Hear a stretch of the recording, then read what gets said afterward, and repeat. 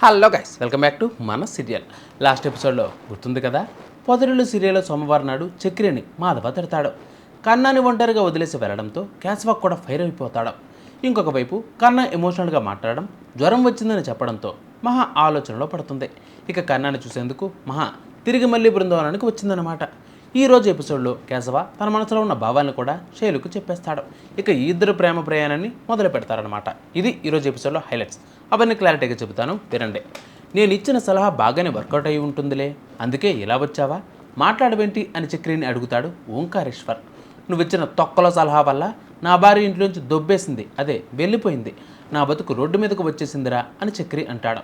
నేను ఇచ్చింది మంచి సలహానే కదా, కానీ నీకే పని చేయలేదు, ఇంకో సలహా ఇస్తా తీసుకో, ఇంజన్ లేనిదే కారు ఉంటుందా అని ఇలాంటి 4 డైలాగులు కొట్టి ఓంకారేశ్వర్ అంటూ ఉంటే నీ కార్ల బుద్ధి పోనిచ్చుకోలేదా ఓంకారేశ్వర్ అని చక్రి అంటాడు. ఇలాంటి సలహాలు ఇస్తే నన్ను చెప్పుతో కొడుతుంది అని చక్రి అంటాడు. అయితే నీకు క్యాన్సర్ వచ్చిందని, యాక్సిడెంట్ అయిందని ఇలా చెప్పు అని అంటాడు. పేడ పోయిందని అనుకుంటుంది అంటూ చక్రి అంటాడు. నా కాపురం బాగుపడే సలహాలు ఇవ్వరా అంటే నా కొంప కొల్లేరు చేసావు కదా, నా సంసారాన్ని ముక్కలు చేసావు అని చక్రి ఫైర్ అయిపోతాడు. సరే, ఇంకో పెగ్గు వేసి ఆలోచిద్దాం రా అని అంటాడు ఓంకారేశ్వర్. ఇంకొకసారి పెగ్గులంటే నీ లెగ్గలు విరగొడతా, ఇప్పటికీ ఇంట్లో వాళ్ళంతా నన్ను విలేసినట్లు చూస్తూ ఉన్నారు అని చక్రి ఫైర్ అవుతాడు. దీనితో ఓంకారేశ్వర్ సైలెంట్ అయిపోతాడు.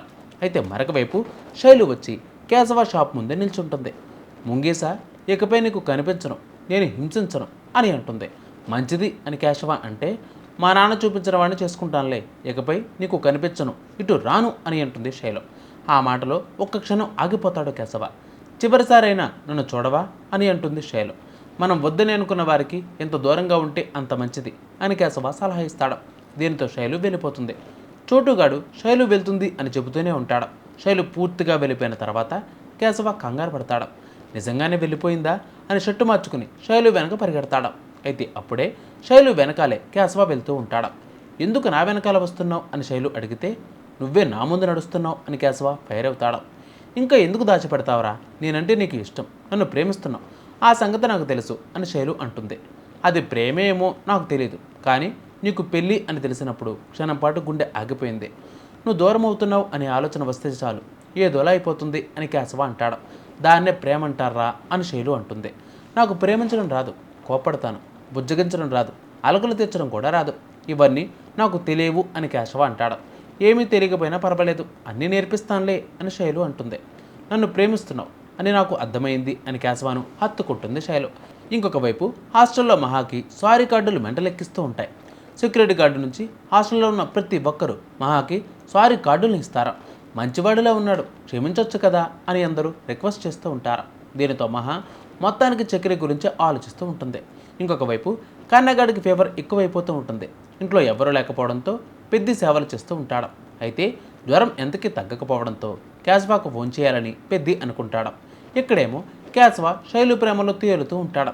మనం మొదట్లో కలిసి ఉన్నా తర్వాత విడిపోతాం అని ఈ జాతకం చెబుతుందని చేతిని పట్టుకుని శైలు చెబుతుంది.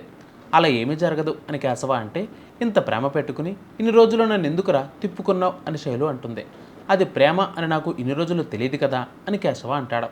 మరి మీ నాన్న చూపించిన వాడిని ఏం చేస్తావు అని శైలుని కేశవ అడుగుతాడు. ఇదంతా తన నాటకం అంతా కూడా శైలు చెప్పేస్తుంది.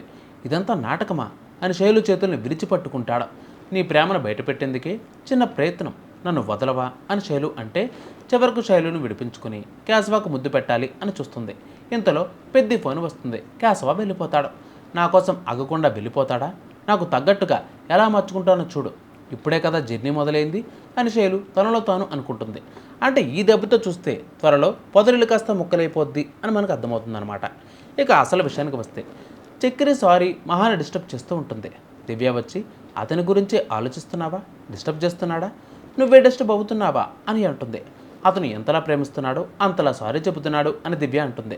అది ప్రేమ కాదు, క్షమించడాన్ని తప్పు చేశాడు, అందుకే సారీ చెబుతున్నాడు అని మహా ఫైర్ అవుతుంది. ఇక మహాకి మాత్రం చక్రి వచ్చి సారీ చెప్పినట్లుగానే అనిపిస్తూ ఉంటుంది. ఎక్కడికి వెళ్ళినా వాడే కనిపిస్తాడు. కిటికీలోంచి చూస్తే చక్రి కనిపిస్తాడు.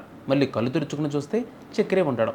అంటే చక్రి దెబ్బకు మహా బాగా డిస్టర్బ్ అయినట్లుగా కనిపిస్తూ ఉంటుంది. ఇక చక్రి ఇంట్లో ఒంటరిగా ఫోన్లో మహా ఫోటోలు చూస్తూ ఉంటాడు. ఇంతలో కన్నాని హాస్పిటల్ నుంచి పెద్ది కేశవ తీసుకువస్తారు. ఎటు వెళ్ళారు అని చక్రి అంటాడు. దీనితో పెద్దికి కోపం వస్తుంది. అసలు నువ్వు ఏం రాజకీయాలు వెలగబెట్టడానికి బయటకు వెళ్ళావరా? కన్నాను చూసుకుంటాను అని చెప్పావు కదా, ఇదేనా చూసుకోవడం? ఈ మాత్రం కూడా చేయలేవా అని పెద్ది తిడతాడు. ఫోన్ చేసి చెప్పొచ్చు కదరా కన్నా అని చక్రి అంటాడు.